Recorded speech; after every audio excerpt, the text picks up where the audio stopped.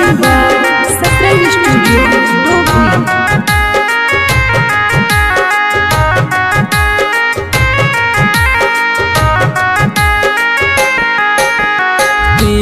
दिन से भूखल सूरुजा देवा कइले हियो छठ से 3 दिन से भूखल सूरुजा देवा कइले हियो छठ से जाला दिसे उगिहा सूरुजा देवा पाटना के घाट से जाला दिसे उगिहा सूरुजा देवा पाटना के घाट से 3 दिन से भूखल सूरुजा देवा कइले हियो छठ से 3 दिन से भूखल सूरुजा देवा कइले हियो छठ।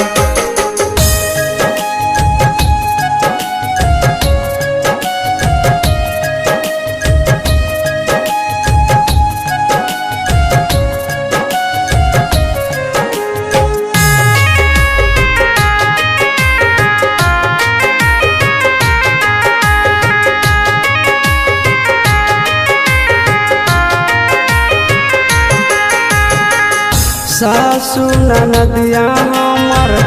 कहा है बजनिया दे दान छठी मैया जोड़े लला नाम दे दान छठी मैया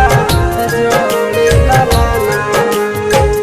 सासु ननदिया हमर कहा है बजनिया दे दान छठी मैया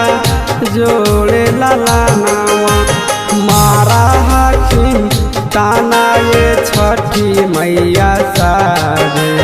परिवार से मारा हथिन ताना ये छठी मैया सारे परिवार से जाला दिसे उगिहा सूरुजा देवा पाटना के घाट से जाला दिसे उगिहा सूरुजा देवा पाटना के घाट।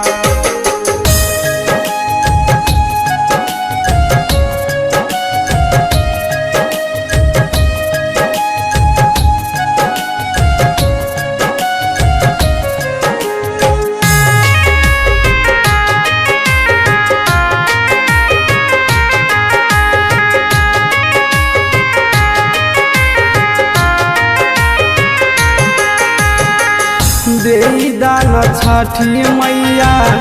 जी के सहारा आचारा पसर ले हियो जल बीच खाड़ा आचारा पसर ले हियो जल बीच खाड़ा दे दान छठी मैया जी के सहारा आचारा पसर ले हियो जल बीच खाड़ा ता बुझा है न हमरो बाला मुआ तका ए बाजी ता बुझा है न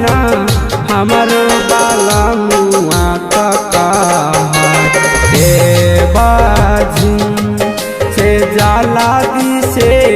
उगिहा सूरुजा देवा यारा के बेर से जाला दिसे उगिहा सूरुजा देवा यारा के बेर।